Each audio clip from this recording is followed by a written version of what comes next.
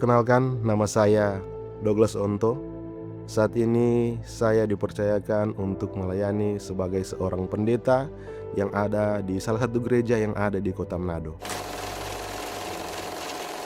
Latar belakang saya rindu untuk membagikan kesaksian pada hari ini dimulai pada tahun 2024, di mana ketika saya dipercayakan untuk melayani di salah satu tempat yang ada di Pulau Morotai.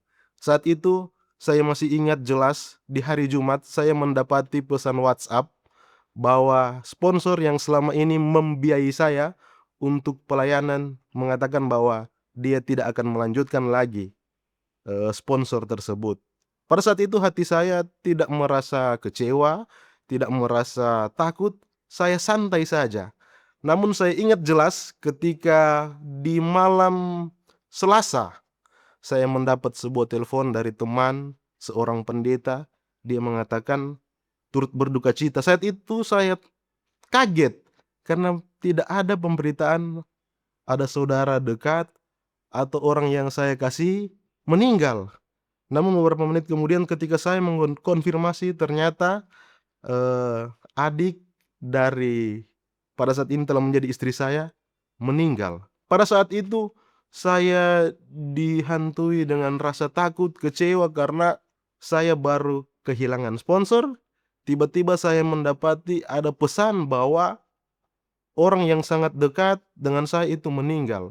Pada saat itu saya langsung mempersiapkan baju, pakaian-pakaian saya semua yang ada pada saat itu untuk saya bawa pulang kembali ke Manado.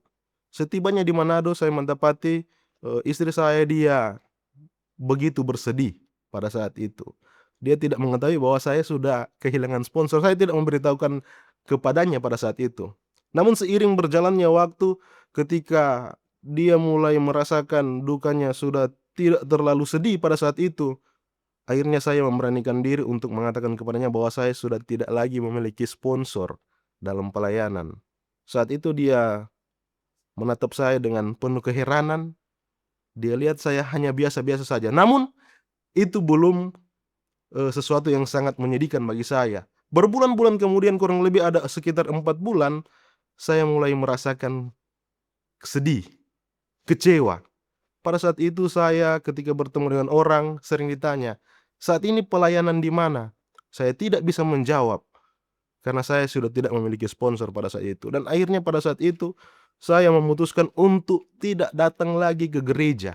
Saya takut bertemu dengan orang, saya kecewa dengan keadaan hidup saya mungkin kecewa pada saat itu dengan Tuhan. Sehingga ketika saya mengalami pergumulan tersebut, saya selalu berdoa kepada Tuhan, "Tuhan, berikanlah saya sponsor agar saya supaya dapat melayani." Namun berjalannya waktu saya tidak pernah mendapatkan jawaban dari doa tersebut.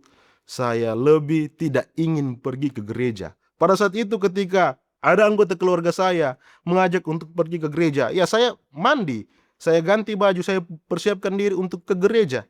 Namun ketika mereka mengarah ke gereja, saya putar jalan sebelah, saya kembali ke rumah. Namun ketika saya tiba di rumah, saya menangis di dalam doa saya kepada Tuhan.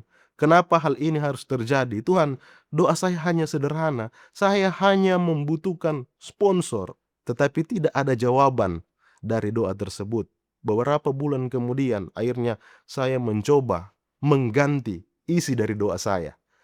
Saya berdoa kepada Tuhan, "Tuhan, jika Tuhan masih mengizinkan saya untuk berada dalam pelayanan ini, maka Tuhan akan mempersiapkan saya satu pekerjaan."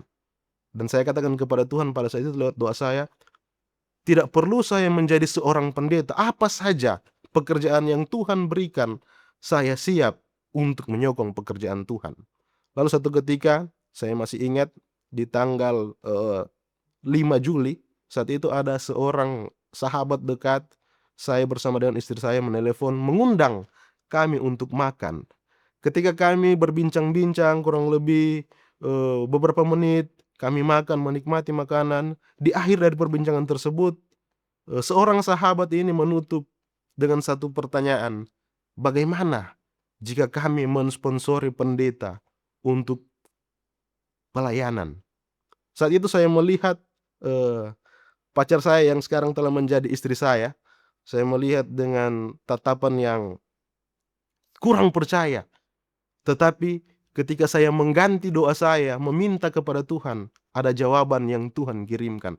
Mereka mensponsori saya untuk kembali berada dalam pelayanan. Dan satu hal yang ingin saya bagikan juga di hari ini, di mana ketika keluarga ini atau sahabat kami ini mengatakan untuk siap mensponsori saya, sebenarnya saya sudah ditawari pekerjaan dengan gaji yang lumayan, tetapi motif saya adalah untuk melayani, sehingga berapapun yang diberikan sponsor saya siap untuk melayani. Sehingga pada saat itu saya membaca satu ayat yang ada di dalam firman Tuhan yang terdapat di dalam Keluaran 14 ayat 14.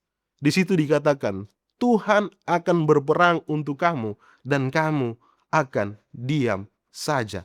Ketika saya mengalami pergumulan ini, saya baru mengetahui makna dari Tuhan akan berperang untuk kamu dan kamu akan diam saja. Ketika kita menyerahkan setiap pergumulan kehidupan, bahkan permasalahan kepada Tuhan, bahkan ketika kita tidak mencoba memaksakan kehendak Tuhan, apalagi kehendak kita, pasti Tuhan akan memberikan jawaban dan jalan yang terbaik. Untuk itu, di hari ini, saya memberikan satu motivasi untuk kita semua. Percaya saja kepada Tuhan, serahkan semua kepada Tuhan, maka Tuhan akan berperang untuk setiap masalahmu, sehingga ada jawaban doa yang akan Tuhan siapkan.